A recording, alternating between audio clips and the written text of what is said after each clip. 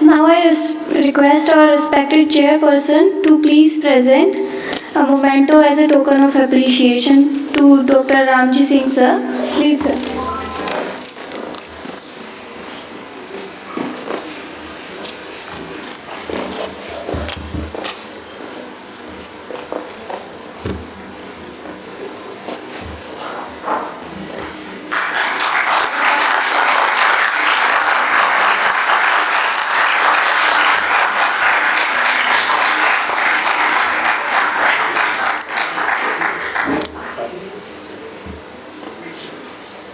Now I would like to introduce Dr. Snehashish Bunia sir, who is professor in Department of Physiology, Uttar Pradesh University of Medical Sciences, and he is heading the Department of Physiology at various places.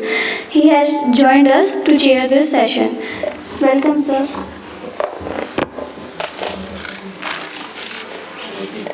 Yes, is joining us.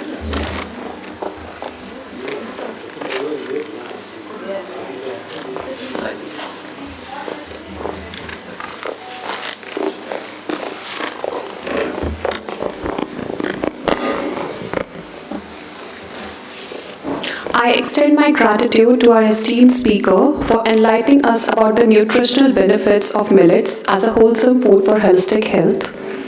The insights shared have reinforced the importance of mindful eating and nutrition in promoting overall well-being. Now it's time to focus towards another aspect of holistic health, that is women's holistic well-being. As caregivers, nurturers, and leaders, women's health plays a pivotal role in shaping health communities and families.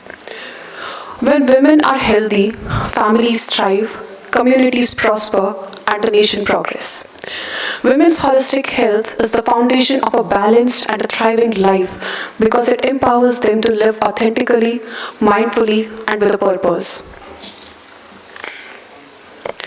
We have the privilege of welcoming back a distinguished individual who holds a special place in our hearts, Dr. Priyamvada Sharma ma'am. Despite the void left behind, we take the pride in celebrating ma'am's achievement and the positive legacy that continue to build beyond our institution. Ma'am is teaching pharmacology for last 35 years as demonstrator, lecturer, associate professor and professor at SN Medical College, Agra, and thereafter at SHKM GMC Mewat, FH Medical College and ASMC Firozabad. She has undergone medical education training program run by MCI, and she has been trainer at various teaching programs like RBW and CISP programs. She published 36 research papers in national and international journals. She is a life member of Indian Pharmacological Society, ISRPT, and Society of Pharmacovigilance of India. Her introduction won't be complete if we don't recap the moments she has spent with us in our institute.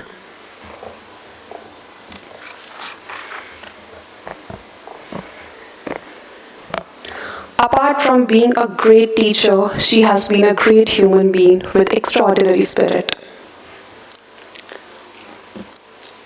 She was the chairperson of all the extracurricular activities. Her enthusiasm was unmatched and unparalleled. The spirit she showed, an elegant sari with sports shoes, always on the ground, left a mark on our hearts.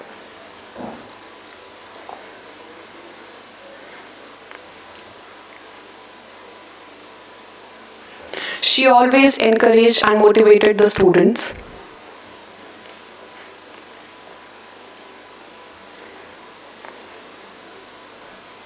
She has been a guiding light.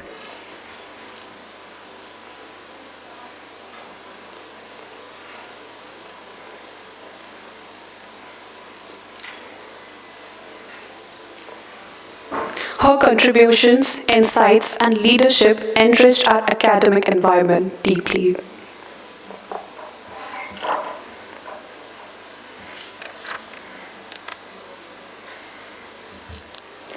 Ma'am, we are honored to share that your legacy is being maintained by Dr. Anuradha Iyer ma'am, whose dedication and commitment continue to uphold the values and contribution instilled during her time. Ma'am, I request you to kindly come up on the stage and share your deep knowledge with all of us. Can we have a huge round of applause for ma'am?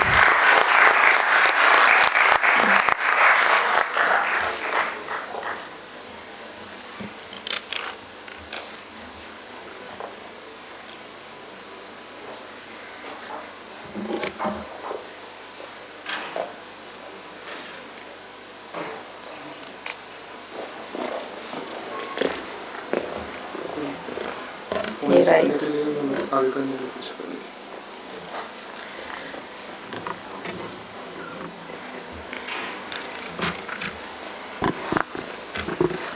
Good morning to everyone, and I'm feeling so proud of SHKM being a part of that, and again on this college in this floor, and I am very much thankful to you, Anuradha, for calling me here and be a part of your this special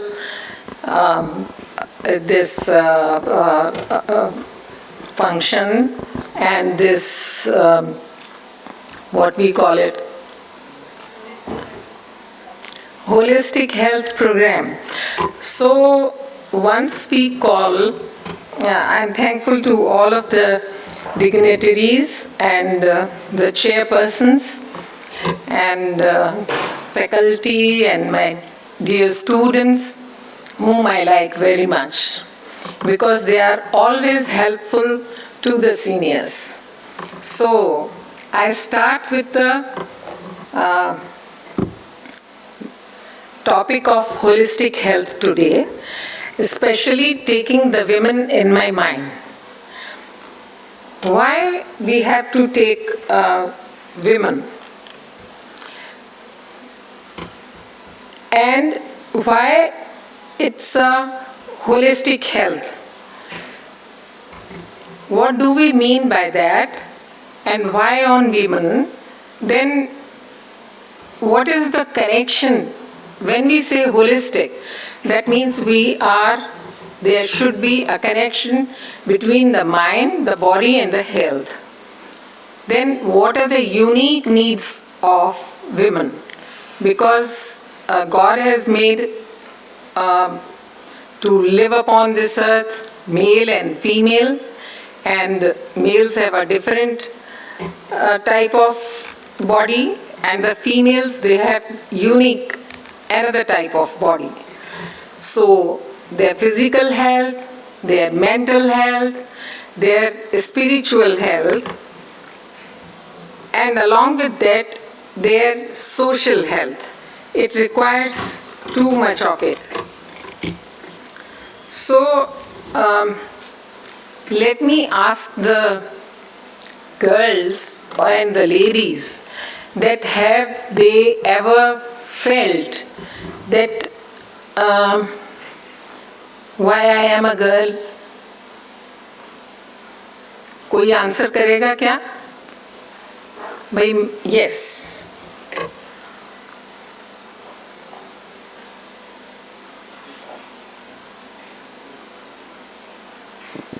या मैं लड़का होती जो हमारा society कहता है there is a लड़का and लड़की happy to be that a boy is born so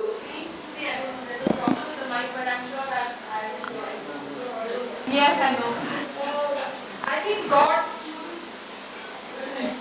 because He loves them a lot. you can come up here. Chooses women because He loves them more than anybody else. I feel. I mean, of course, there's no comparison with men. Men are awesome in their own ways, and I respect men a lot. But somehow I feel that भगवान जब हमसे ज़्यादा प्यार करते हैं ना, तो हमें वुमेन बना देते हैं, ताकि हम वो सारा प्यार पूरी दुनिया में फैलाएं सबसे ज़्यादा. You know, I think the essence of a woman is a mother, because she can, embrace the whole world as her child. This is what I feel. Thank you, ma'am. Thank you for asking this question. So some of the men ever thought कि भाई हम लड़का हैं तो I am proud of that? कोई answer करेगा क्या?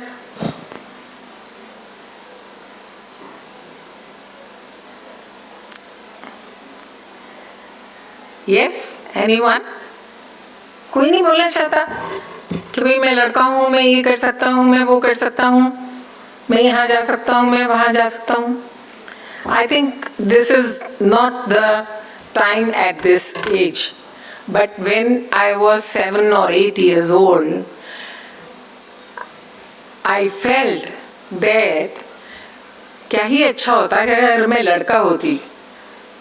Being the eldest one in my family, in my all brothers and sisters, I was the eldest. And sometimes I thought that पापा नहीं है, अब मम्मी का काम बाहर जाने का कौन करे, तो क्या ही अच्छा होता मैं लड़का होती तो मैं जा सकती थी और मैं हेल्प कर सकती थी. तो then I asked my mom, क्या ही अच्छा होता मम्मी मैं लड़का होती. Then my mother convinced me and she said, no, you are good that you are a girl. You do not know what the boys and males they have to face in the outer world. So that was the thing which was inculcated in me, and I am not at all, I think that I am privileged that I am a lady, I am a girl, I am a strong woman. So when your woman is strong in the society, everything is going to be strong. But when we say it, then we see that there are so many things in the world, and there has to be a need to have a good health too, especially for the women. Now when we come to health, that means there was a term holistic health. And the holism has come from a person named Jane Smarts, who gave this name in 1926 in his book Holism and Evolution. So this sense of holism, he claimed that this is not the body is alone. An individual's body is along with its mind, and they are not completely separated. Instead, they are connected and represent the holistic idea of a person. This represents the holistic idea of a person. Now, what is an holistic health? It's a multidimensional approach to wellness that simultaneously addresses the physical, mental, emotional, social, and spiritual too. All the components, these are all the components of the health. So, holistic medicine, it draws from many disciplines, the religions, cultures, to heal people, the communities, and even the environment. So, the pillars of the holistic health, they are 8 pillars of the holistic health. Number 1, the nutritional, the emotional, physical, environmental, social, spiritual, intellectual, and financial too. Financial too. So these are the 8 pillars of holistic health. Then when we say that we are going to, इसमें picture क्यों नहीं आ रही? The holistic health is an approach to the health that emphasizes the importance of treating the whole person as a whole person, which is mind, body, and the spirit. So each person, it is a complex system of physical, of emotional, and spiritual dimensions. Spiritual dimensions. So, instead of treating the symptoms alone, we have not to treat the symptoms alone. What we have to do is we have to see the underlying causes of the illness or the discomfort, and we have to aim at improving the overall health and the quality of life. So, regarding the introduction to the importance of the holistic health for the women. For women, we face it because it has a unique system. It has a unique health challenge regarding the reproductive system, regarding the hormonal changes, and the social roles. These specific needs, they are tailored with the health care to address them comprehensively. This also recognizes the role of gender-specific stressors and the impact of social determinants of health on well-being. This is the mind, body, and soul. Now, when we say a woman, we have to take in mind that it is a cyclical being. There are cycles in her life which are also connected in the nature through her cycles. A healthy woman, she has cyclical hormonal changes, and there are ebbs and flow of energy, of feelings and desires. There is a cyclical change in all these. So this is like jowar and bhata, which comes like up, coming and going down. So feelings, spirit, the health, everything is cyclical, and sometimes it goes down and sometimes it is up. So this happens every month with a woman.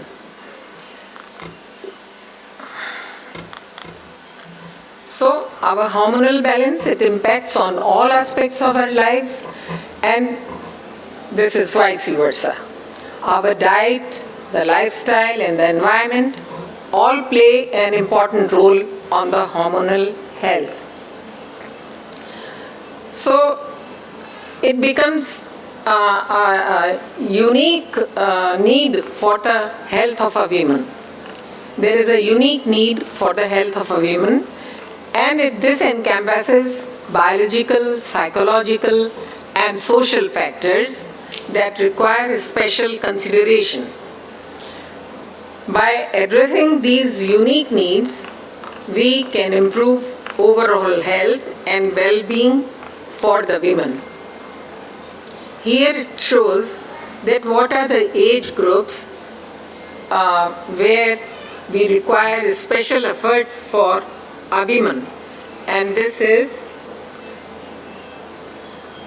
the pubertal age. एक और slide दिख रही है इसमें मुझे, आएगी क्या? नहीं आई, next में आएगी. The pubertal age group, the reproductive age group, and the perimenstrual age group, and the menstrual, post-menstrual. This is menopausal. Actually, this is a little bit wrong. This is post-menopausal. This is not menstrual, it is menopausal. So, all the factors which affect the woman's health in all these age groups, they are: number one, the malnutrition, the poor or insufficient diet, then early childbearing age, there is a poor hygiene, then multiple and frequent pregnancies, the anxiety and depression, and the menopause. So all these, they require special attention. Now this is if a lady, it has a regular periods, she is having healthy conceiving and pregnancy. If she is healthy, then there are smooth periods, cycles, they are good, and the premenstrual cycles are also good. And if she is going on well, then there is smooth menopause transition, and there is healthy post-menopause. So these are all affected by cyclical changes and the hormones in the body of a female.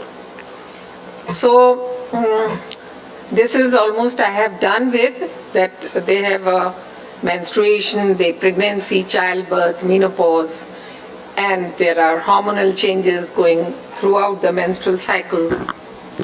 Okay. Then this requires a specialized care, and it requires support also. Then the hormonal health, how does it affects a woman's life? This is or a person can have the polycystic ovary in the age group of early age group. Then there may be PCOS, that is polycystic ovarian syndrome. She may have endometriosis, hormonal migraines, and managing these hormones, it requires multidisciplinary approach, where they have to they have to go to a health care provider, to a nutritionist, and to the mental health professionals. Regarding the mental health, when we say what the mental health, why we are discussing, is there any need of mental health? But when we talk this to a female, then we find that there is a stress on the part of women more because of these hormonal effects. Whenever, every month she has to face that I may have this thing, so I should be prepared for that, I should have to do this, that. So this is all other changes which has to be mentally done, nothing to do with the other parts. Then women, they are more likely to experience a mental health, and she can have anxiety, she can have depression. Then social pressures are also there, and gender-based violence, this can contribute to mental health challenges. This requires comprehensive support and access to mental health services. Then regarding the sexual health, this is also an integral part of overall health and well-being for the women, and it involves open communication with healthcare providers, partners, and sexual health educators. Understanding the sexual health needs and concerns is essential for promoting healthy sexual experiences and relationships. Like this one, age, when a lady has start with the menstruation, she is stressed, then there may be chances of sexually transmitted diseases. Then again she suffers when mental suffering, when she